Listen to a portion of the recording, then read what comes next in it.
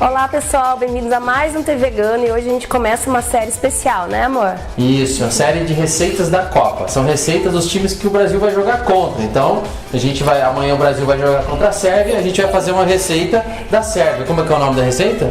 É Dharma. Não, Sarma. É assim mesmo, nome estranho. Eu não sei nem se pronuncia como... Olha, traduzindo, Dharma, é um charuto de repolho super gostoso, adaptado aqui por nós.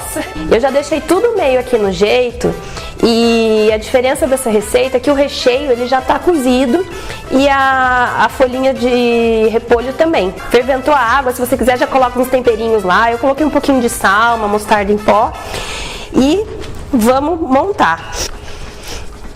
Eu coloco sempre na carninha aqui alguma coisa para dar liga. Se vocês quiserem colocar uma farinha de trigo, um requeijão vegano. E vamos fazer essas trouxinhas, tá?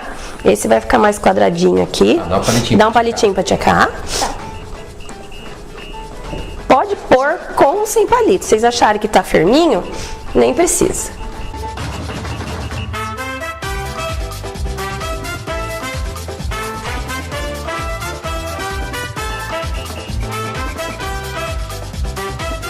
A gente vai cobrir com um pouquinho de molho e vai só dar uma esquentadinha no forno porque tá tudo cozido. Por favor, Amora, põe o molhinho pra gente. Pra checar.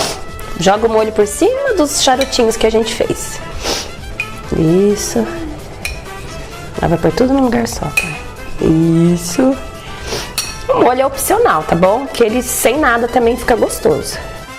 Bom pessoal, esse aqui é o resultado depois de uns minutinhos de forno, tá? Pode comer puro, acompanhado com arrozinho integral, um arroz branco, tá? E vamos àquela parte chata. Comida sérvia. Vou dar primeiro pro papai, tá bom?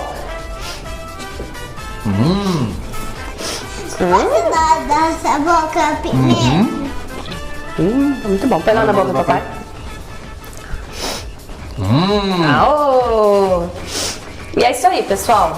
Em clima de Copa do Mundo, encerramos mais um TV Vegano. Obrigada.